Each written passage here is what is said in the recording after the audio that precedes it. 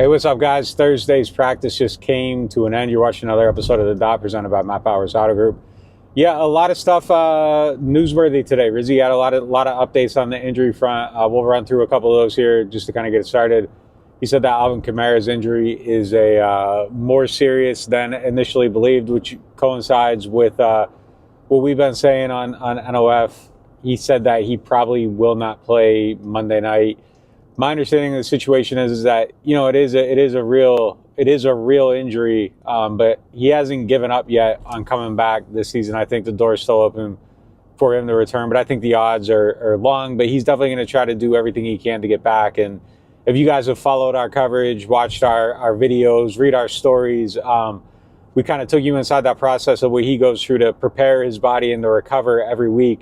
And they're already putting in an insane amount of time on making sure that he's like at peak physical performance. So you give an obstacle, and I think that, you know, they're going to work twice as hard and try to do everything they can. So I think you can rest comfortably believing that Alvin's going to try to do everything he can to get back on the field, but not going to be on Monday night. So that'll probably put Kendra in the lead role. And then that'll probably give some snaps to Jamal Williams and Jordan Mims as well. And then we'll see if Clyde's ready to play after signing this week. But I think those top three guys will get a lot of the carries, and then we'll kind of see where it goes from there. Chris Olave also back out at practice. That's a big one too, working his way back from that concussion and just like beyond football availability, playing Monday night.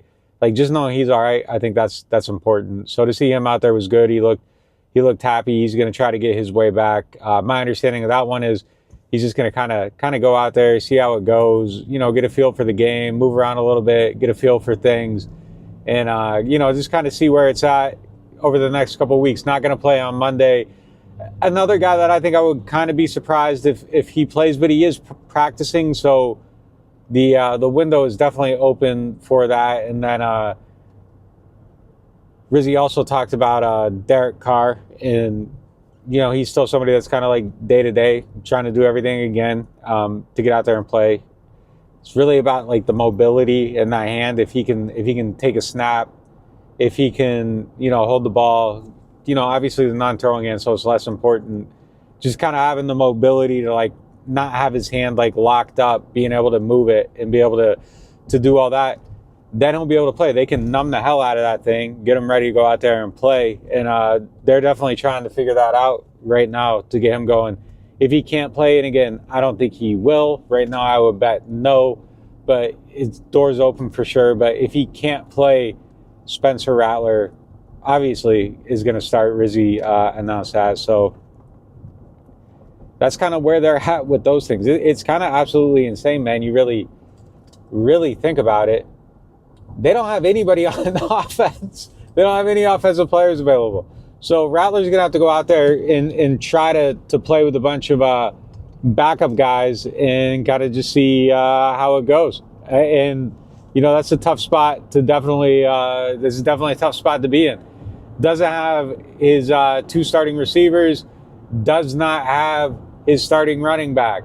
I'm going to have to hit the brim here. There's some bullshit in the middle of the road. So if it starts screaming, I am paying attention, but I'm just not in the right lane.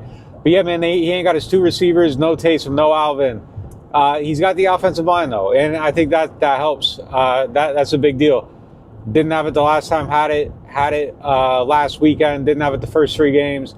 And if you give him a little bit of time to throw, he's going to get the ball out. And that's one of the things I like the most about him and his performance last week is that, like, it's happening, you know? It's happening. The ball's coming out. He's getting it out. He's standing in the pocket. He's not scared to be in there, and he's not afraid to make a quick decision. Now, a rookie, obviously not everything's happening on schedule perfectly, but like, he's not a ball stopper. Like, he's going to get the ball. He's going to try to find a way to get it out. And if you do that and you have some decent protection, like, you give yourself a little bit of a chance. But going up to Green Bay, you got no offensive players. And, I mean, it's going to be very tough to win this game. It's, you know, almost impossible.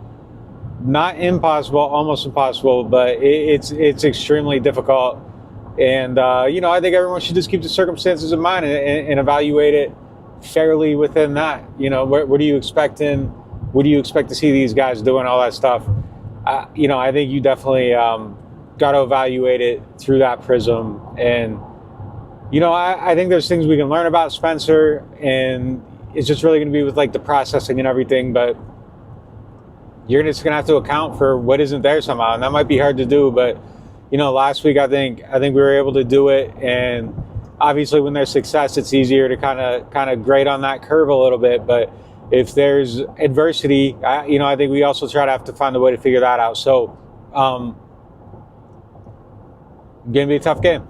Gonna be a tough game for him. Gonna be a tough game for Rizzy. But I like it. I like the ability to kind of evaluate some different things. It would be nice to see Bub Means get out there and play, but he didn't practice again today. So I think that one's looking more and more unlikely that we're going to see him back out there at any point this season. I think the window closes on him this week. Obviously, they can activate him and not play him, just not to shut that door and, give him a chance to get back if it's going to be beyond this little bit of a window. But each day he misses, the odds of him playing again seem to go down quite a bit. He's somebody that I would really like to get to know more about before next season. We're going to get to know more about Kendre. We're going to get to know more about Mims. So those are both good evaluations. I think the more and more we can learn about these tight ends, I think that's good. I want to see Foster in that lead receiving role, and I don't know that we're ever going to see that, but I want to see it because I want to know, how much more he can do. If he looks good catching the ball. Like, I just want to see him. Can he actually do it when it's like you're trying to get him the ball? He's made a lot of plays when they aren't trying to get him the ball. Let's see if he can make a lot of plays when they are trying to get him the ball. Like, more consistently, more in it. They're in 11 personnel. He's the tight end, and he's running a route. Like, I want to see him in a couple of those situations. I think he's even earned it.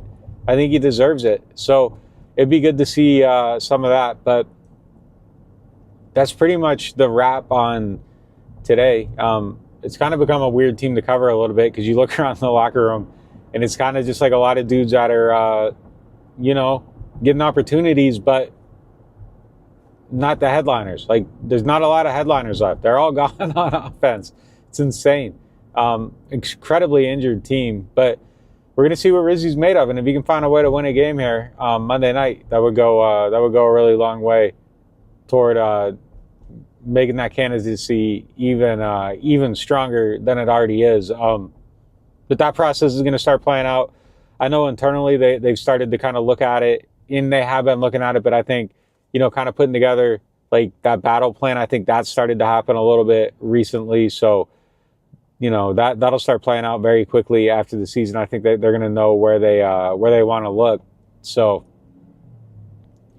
that's all moving. In the meantime, there's 3 more games left Monday night. Then they come back. They got the Raiders. Maybe Derek's back for that game, and he gets a chance to exact a little bit of a revenge on his former team. But really, it feels like all things are moving forward with the players they just kind of have right now. And with or without the QB, there's a lot of adversity for this offense to find a way to overcome it. So that's kind of all we got for you guys right now. Gonna have a story coming out tomorrow.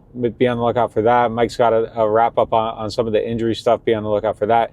I did this little video breakdown of Chase Young. He missed practice today just due to illness. So I'm going to put that out for only members on the website. So that's it for today. Appreciate y'all, and make sure you're ready for the holidays. And if you aren't, buy that special someone a subscription to NewOrleans.Football. We got the gift subscriptions up there. Use the code NOF, 20% off that first payment. So, or buy yourself one. Treat yourself. You've been good this year. So get yourself a little bit of more football coverage, and stay locked in on everything. Got the coaching search and all that, and we'll be on top of all that stuff. So even if these next couple of weeks aren't super interesting beyond watching Rattler and Rizzy, there's a lot of interesting stuff coming up on the horizon. But I'm gonna shut this thing off and talk to you guys next time.